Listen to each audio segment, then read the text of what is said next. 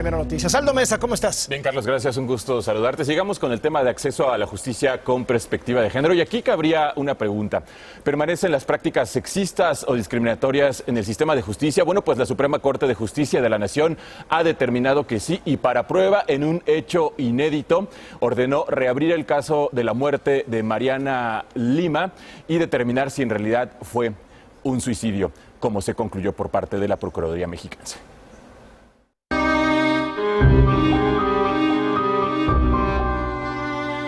Mariana perdió la vida el 29 de junio de 2010. Estaba en su casa.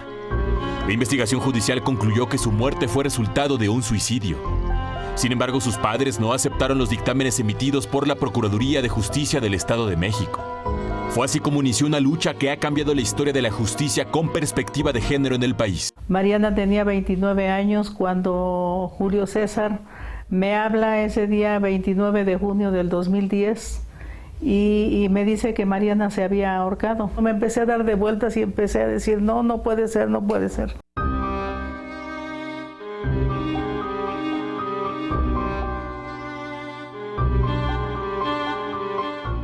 Irinea aún no cree lo que pasó y asegura que vive en un eterno luto junto con Lauro, su esposo. La muerte de Mariana, su hija, sucedió un 29 de junio de 2010 en Chimalhuacán, Estado de México. Justo un día después de que decidiera separarse de su esposo, el policía judicial Julio César Hernández Ballinas. Llegamos y sí, efectivamente mi hija estaba muerta, pero en ningún momento yo vi que estuviera colgada de algo, estaba acostada en la cama. Ella vio una escena que poco tiene que ver con un suicidio, al contrario. El cuerpo de mi hija estaba golpeado, la boca hinchada completamente, la cara negra. En su declaración ministerial, el esposo de Mariana aseguró que ella se había suicidado colgándose de un clavo y con un hilo de 5 milímetros de grosor.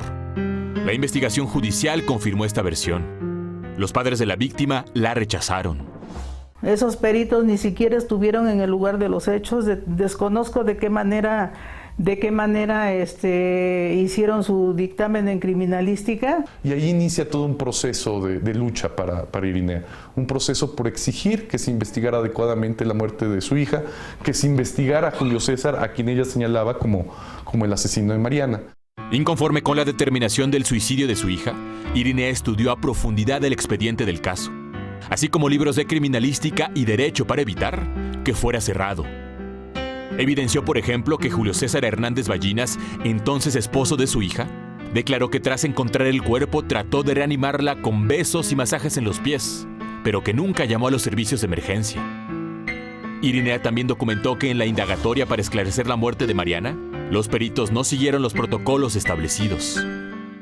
En 10 minutos terminaron de hacer la inspección ocular porque dijeron que no podían hacer las diligencias en cita, desconozco por qué. No se llevaron más que el cuerpo de mi hija, no embalaron absolutamente nada, perdieron todos los elementos de prueba a pesar de que había protocolos ya en ese momento en el Código de Procedimientos, nunca los contemplaron. Es que existen diversos vicios dentro de la investigación, diversas situaciones muy complicadas y críticas dentro de los peritajes que se realizaron en ese momento. Acompañada del Observatorio Nacional contra el Feminicidio y el abogado Rodolfo Domínguez, Irinea logró que en septiembre de 2013 la Suprema Corte atrajera su caso. El máximo tribunal ordenó a la Procuraduría del Estado de México investigar de nuevo la muerte de Mariana, pero ahora bajo la óptica del feminicidio. ¿Qué dice esta sentencia? Reconoce las omisiones y negligencias que hubo durante las investigaciones y además reconoce algo mucho más grave. Reconoce que hubo un actuar deliberado de la autoridad para encubrir al agresor y para obstruir la justicia. La Suprema Corte fue muy clara en decir toda muerte violenta de mujeres debe ser investigada como feminicidio. Los grandes defectos de la investigación, pero que además de estos grandes defectos base, no hay una perspectiva de género dentro de esta investigación.